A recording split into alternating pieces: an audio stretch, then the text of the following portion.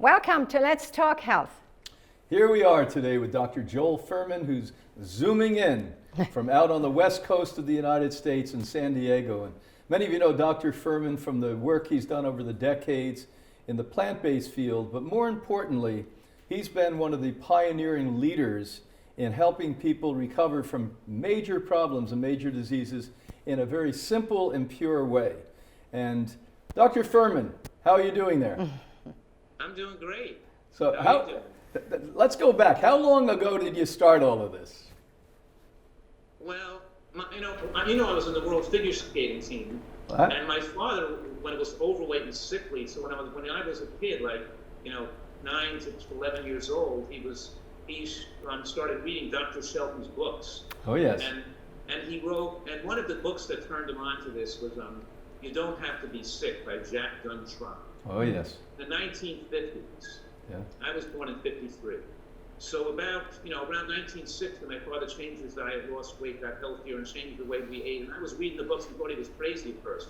I said, how could this stuff be right and everybody else in the world could be wrong? I trying to crack with him and saying, you mean that it's not just infections, it's actually gets sickness controlled by what you eat too? And I just kept reading and trying to question him. And I just read everything, and I read and I got really interested in that, and as I used it in my skating career for better stamina, and so you'd never get sick. And because when you're a top athlete, even getting one flu or one cold can set you back a week. Actually, just to give you an idea, I used to advise the ski team and professional athletes. Eric Schlappe, for example, was in 4 Olympic Games, and all these top professional athletes I involved, the NBA players and stuff. And the main objection there was not getting sick. Right. So keep training, because if they miss one race or are out for a week, their whole season gets shot. You know what I mean? So they travel with their vitamin splendors and make the smoothies and put the greens in it and stuff like that. And so now you have people like Venus Williams and Tom Brady doing something similar. So it's a lot more popular. But in those days, it was like not that many people do it. Did you want to see a picture of me skating? Oh, yeah, let's look at that, Dr. Fuhrman. And here you are. You look like a stud puppy in this picture. Let's see if I could find this. Hold on. All right. This is the archives. This is going back to the last century. Now, remember that. This is from last century archives. And put it on the screen. So the amazing part was that Dr. Fuhrman was not only skating himself, but after he left that career as a physician, he started to counsel a lot of the renowned athletes today. And we were just talking before we came on with all of you and talking about how he's spending a lot of his time. He's semi-retired now, meaning he's only working 30, 40 hours a week. And he's skiing a lot, and he's out doing surfing. He must have learned that in New Jersey, the clean, pure water. Okay, I figured out how to do it. Here we go. Right. Okay, ready? Let's look at you here I now. can't wait to see. Oh, now here we go. Can you see Look it? at this. Oh, wow. He's actually got grace, too.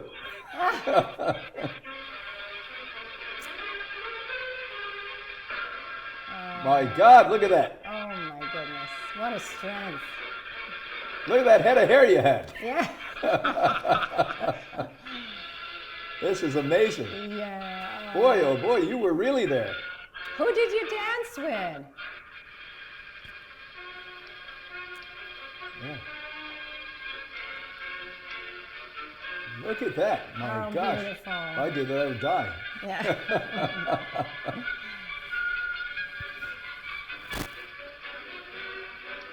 And this was at a competition? Yeah, this is the national champions in 1973. Wow. Wow. You must have practiced for thousands of hours to get to be this proficient. You're not kidding. Oh, boy. Well, look at that. My God, you're machivo. One hand.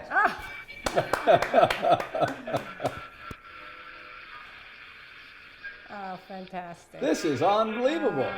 What a treat to see. You've mentioned this to us in the past, but I never knew you were world class there.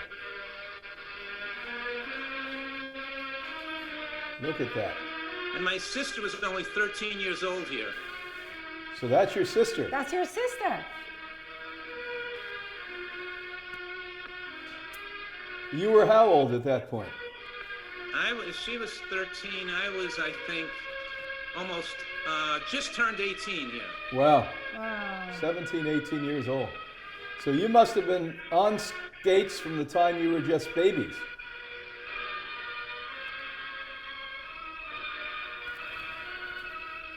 That is so My gosh, this amazing. is amazing. Wow, You no want to let wonder, it play? It's like another minute and a half. Okay. Well, no wonder she trusted you. yeah. So how do you skate your way out of the ring into medical school? I guess it helped me get into an Ivy League medical school. You always have something extra you do that, that makes you sound different, Yeah, Yeah. exactly. You're the first skating physician.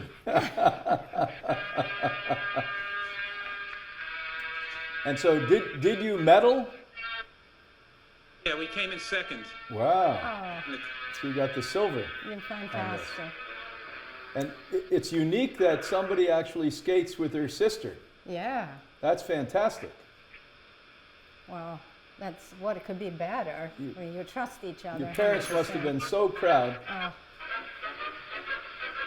Yeah, look at this. And look at that. Wow, look at that.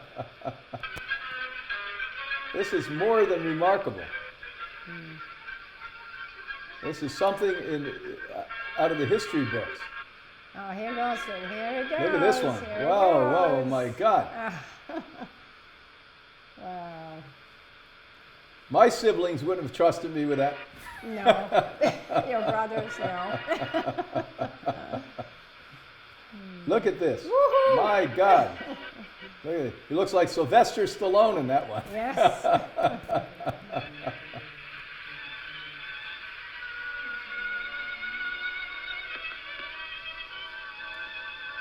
Wow.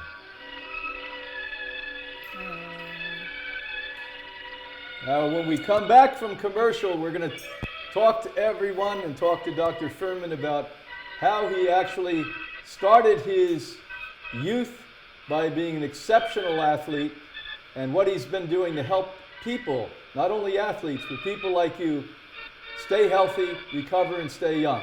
We're going to be right back. At Hippocrates Health Institute, we've been researching and utilizing CBD for 10 years. Over the last 3 years, our director, Bryant Clement, worked with a nutritional scientist who formulated a high-potency CBD food powder that time releases this mind-expanding, pain-reducing, and naturally fulfilling plant. It provides a complete protein, the essential fats your body and brain require, and acts like a supercharged green drink.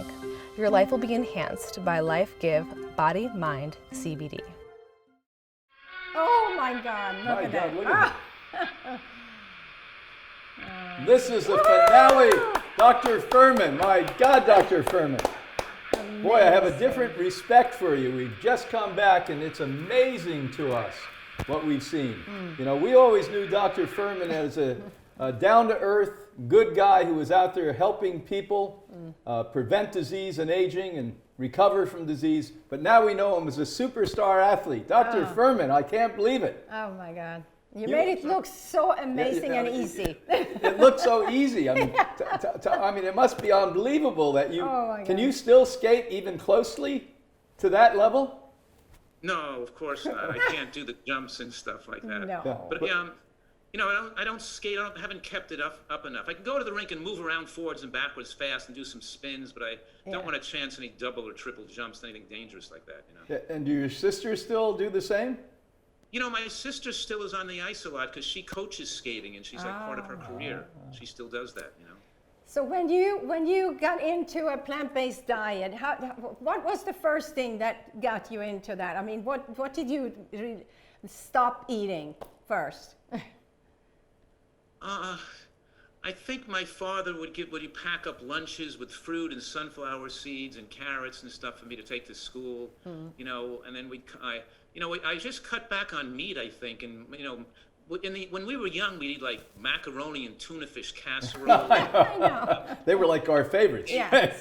burgers, you know what I mean? So we just we just ate healthier and started eating more vegetable dinners, and at the beginning, of course, we still ate animal products a couple times a week or something, and then we Right. gradually, as we got older, we just got, I guess, I'm into it more and more, you know. Yeah. So your dad did this because of his health, and what happened? What was the outcome for him? He was pretty sickly when most of his life, you know. He passed away about 15 years ago. Okay. You know, in his 80s. And my mother's 93, and she's still in good health. That's terrific. Right. Luckily for her, but I think my father had a lot of, you know, things that impeded his health, like being exposed to explosions and bombs in World War II, and you know, things Right. like that.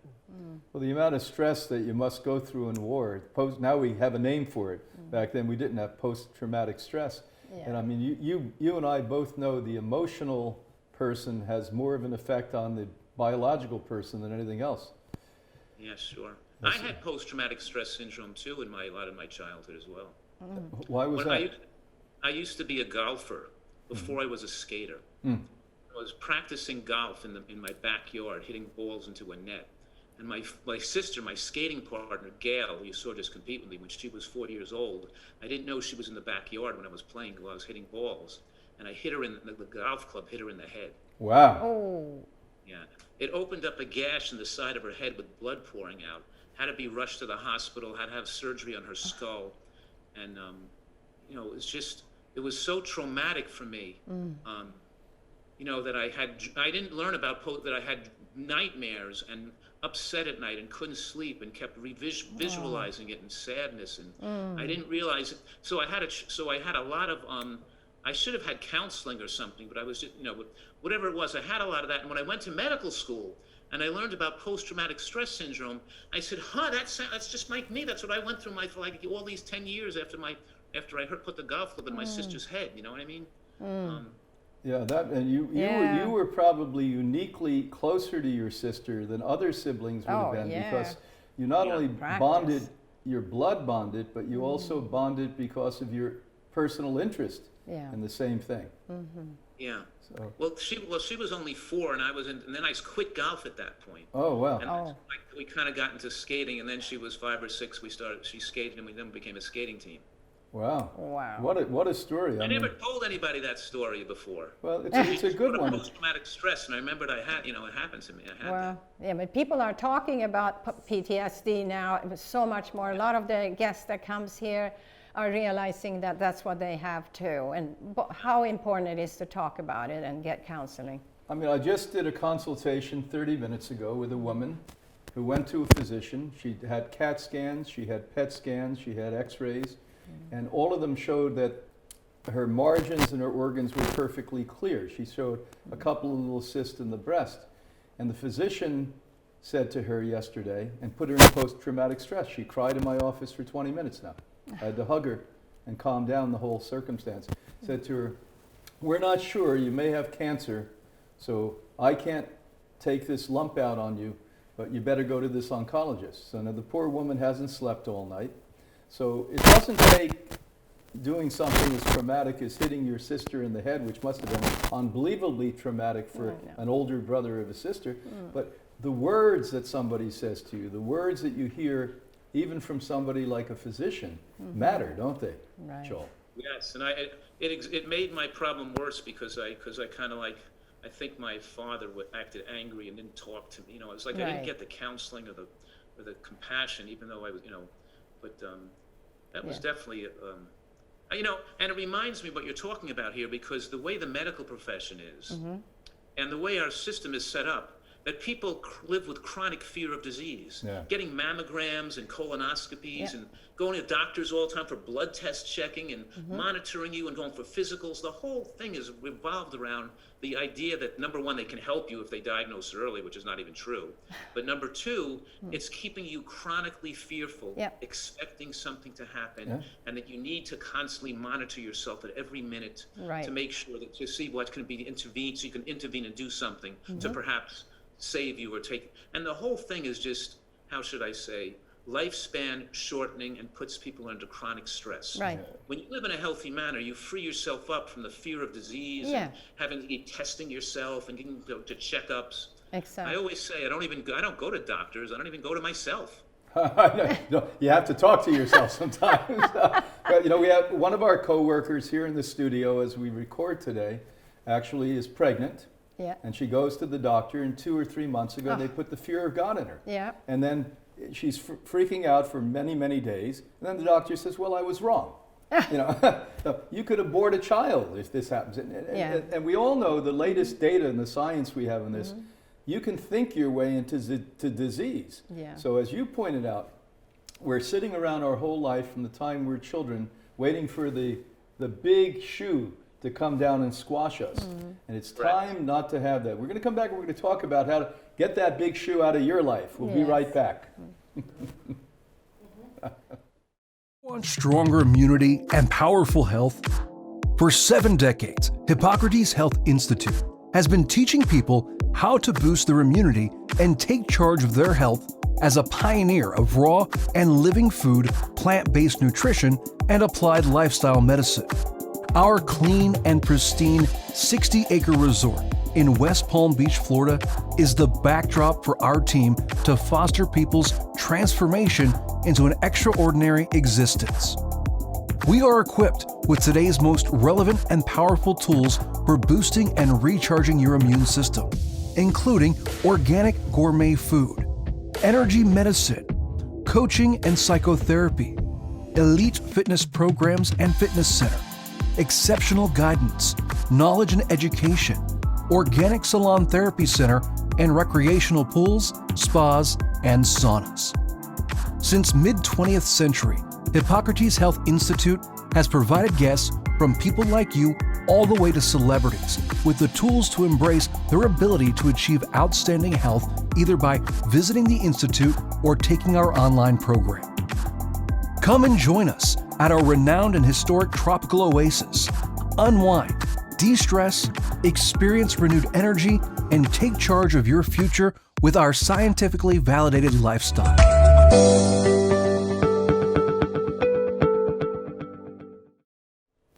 Welcome back to Let's Talk Health.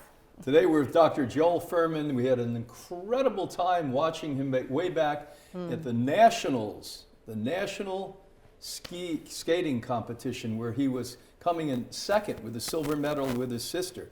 Isn't that amazing that, you know, you've had such a rich life, and now it's at the point in your life, if you could tell people what 5 things you think are really important for living happily, healthfully, and successfully.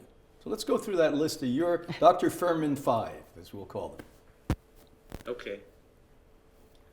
I guess the first thing is we have to change our philosophy of life, because we learn in this country, we're socialized to believe that achievement and beating out other people, feeling superior, making more money, and I was there. I was like trying to compete in ice skating and be the world champion. I mean, it's all about beating out somebody else. It puts you under tremendous stress, worried about how you're looked at or how you're seen, or I learned over the years, I could have been so much better and more relaxed and enjoyed my skating career if I wasn't worried about what the outcome was. Right. How you came in, and you just worked about giving people enjoyment in the performance and then you enjoying it as well. What I'm saying right now is that people get into, and it's why they can't eat well, they can't stay on a diet, because they're looking for the approval of their peers and their social network, and they don't get the favorable impression when they're eating differently. They're thinking how people look at them. I find that we call it the recidivism, people that lose weight and gain it back again, because they go home with this negative environment where people are, and the person that's socialized to go after the approval of other people, constantly looking for other people's approval and thinking how other people are seeing them, is such a, how should I say, a pervasive and negative effect on people's lives. What I'm saying is this, is that our happiness comes from our ability to care for the outside world, to see things accurately, to look at them and appreciate them and have gratitude for them, and to be able to emote and care for and feel for other people. And the more you're a food addict, and the more, because when you're a food addict, you're narcissistically into your own primitive brain, its own desires. Exactly. And the American social structure, where we're all about competing against other people, And it makes people, and that combined with this food addiction thing, and how the sweets and the grease takes over your primitive brain and makes you working and living to fuel your addictions with alcoholism, with drugs, with food, and just being makes you more narcissistic, more self-centered, less caring for the outside world, and less feeling of your relationship with other people, not just your family, but your care for people outside the family. I always say to people that your happiness isn't based on how many people like you. It's based on how many people you like. Exactly. It's how you feel and care for others. And this interacts with, with people's ability to take care of themselves, because you can't care for others rightly, and you can't unless you're your full self present. And your full self present means you have to be in excellent health and take care of your health as a role model. Then you can reach out with this ray of light and have a powerful effect on other people. When you don't take care of your health, you not only are hurting yourself, you're not only not having compassion for yourself, but you're not having compassion for other people too. Then you're expecting your family to care for you when you're sick, and then when you're in a nursing home somewhere, or when you're demented. And your eating, of course, doesn't just affect your physical body. It doesn't just affect your memory. It affects your mood, your anxieties, your depression. Food causes depression. Now we have 1 in 5 Americans are emotionally, you could say, either depressed or have some degree of mental illness, where it used to be 1 in 500. Now it's 1 in 5. That's right. They say. The point I'm making now is, you ask me those 5 things, and this first thing is not getting your ego involved with trying to have other people put you up on attempting to look great, to put you up on a pedestal. Just live your life and enjoy yourself and appreciate the world around you, and try to do the best job you can to be kind to others, to have goodwill for them. And don't be hurt with other people say. Just have creative goodwill for humanity and feel good about yourself for who you are. You're not dependent on other people. We love that. We love that. Dr. Fuhrman, you're spot on with that. Well, and they're saying by 2060, there'll be 100 million people in America that will be retired, over 65. So, people better realize that who's going to take care of you? You better take care of yourself. And, when you're so self-consumed and narcissistic as a food addict, and you're destroying your brain with food too, it goes on to the narcissism of politics and denying global warming, and just wanting what you want right now, regardless if the world dies or 150 people in the million, 150 million people are starving, or 300 million get killed because of climate change, and you don't care about pollution, you don't care about destroying the oceans and destroying the climate. You just care about that little narrow you, and then it leads to this whole racism, Trumpism, denying climate change, the explosion of this, of the changing of the Republican Party into the me first, instantaneous gratitude. It's like the neurotransmitters in the brain wanting donuts. They cross-circuited the brain. I know. Absolutely. Gratification now, and you don't care what's destroyed later on. How many people are dead for it? If your offspring are you don't care about anything. Just your instant. You want that pipeline built. You want all the money right now, so you can just get it. You don't care what happens to anybody else in the rest of the world. It's so sick. So sick. I'm saying right now that it's intertwined with food too. Yes, it is. It's intertwined because your people make the junk diet, the junk food diet makes people less kind and more narcissistic and it makes your brain is going for instant gratification. You lose the neuroplasticity in the brain. You have addictive thinking where your life is dysthymic. It's not that passionate or exciting to just be alive and appreciate the world around you. So you have to live for the alcohol or the snorting of the cocaine or the drinking of the donuts or the sugar.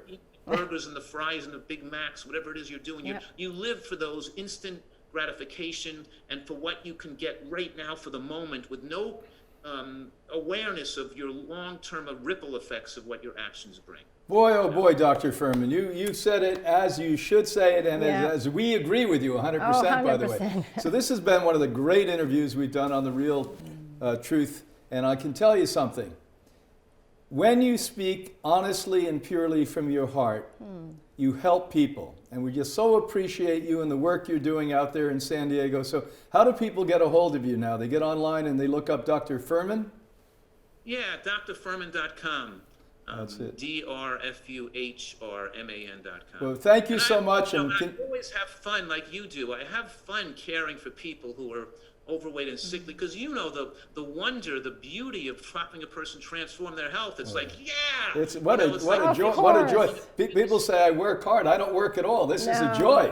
It's It's pure enjoyable joy. because people get well, and you watch people get well. When you're a regular doctor, which I practiced in nursing homes and worked in hospitals to make money when I was younger, Right. it's like that's work, and it's sad, and people aren't getting well. You're just treating and seeing people suffer. It's the opposite of what we do. Right. We're joyously enjoying watching people get better, Yes. and of course with the wisdom to make it stick. Yeah. If it doesn't stick, then so you have to have some wisdom so people can change the way they see things. That's it. Because we know how to get them well, but we have to keep them well, and they have to stay well and stay excited about living well the rest of their life. Well, that's it. Thank you so much, Dr. Joel Thank you. Fuhrman. Till next time, let's talk health. Be well.